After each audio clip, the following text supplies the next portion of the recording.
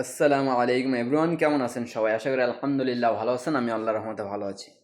So guys, আজকে আপনাদের জন্য একটা নতুন ভিডিও নিয়ে আসলাম। তো আজকে ঘটনা কি হয়েছে আপনাদের দেখাইতে যে কুয়েতে ইফতার কীরকম ইফতার দেওয়া হয় কুয়েতের মসজিদে। গতকাল তো একটা ভিডিও ছেড়েছিলাম, সেখানে মনে করেন আমি ইফতার বাসায় আনতে পারি নাই, ওখানে বসে বসে সবাই খাওয়াই দিছে। তো কেউ যেহেতু নেয় নেই, এই জন্য আমিও ওখানে বসে খেয়ে চলে আসছি। তো আজকে আমাদের এলাকার মসজিদ থেকে নিয়ে আসছি, অনেকক্ষণ প্রায় 1-150 লোকের পিছে লাইন দ্বারা কষ্ট করে নিয়ে আসছি। যদিও আজকে আমার যাওয়ার কোনো প্ল্যান ছিল না মসজিদে, কারণ আলহামদুলিল্লাহ আমার বাসায় যথেষ্ট ভালো খাবার ছিল। কিন্তু ভাবলাম যে একটু হেঁটে আসি, পরে গিয়ে লাইনে দাঁড়ায় গেলাম, যে তারপর নিয়ে আসতে পারলাম আর কি অবশেষে। তো চলেন আপনাদের দেখাই যে আমি কি কি পেয়েছি।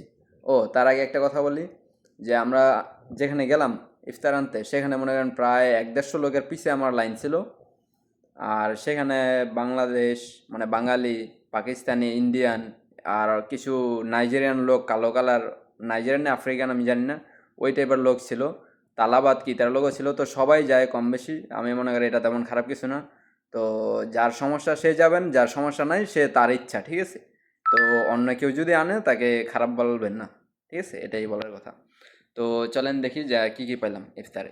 তো এই দেখেন কি সুন্দর একটা বক্সে করে খাবার দিয়েছে। এই হলো আমার বক্স। এই দেখেন, এটা পেয়েছি একটা মালটা।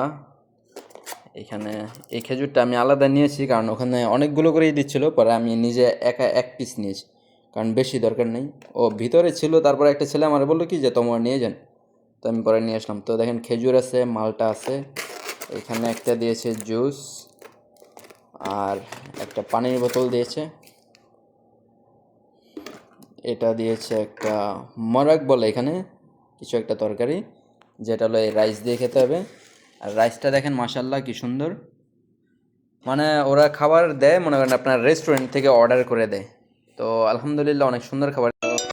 সো আলহামদুলিল্লাহ আলহামদুলিল্লাহ অনেক খুশি আমি, অনেক ভালো ইফতার পেয়েছি।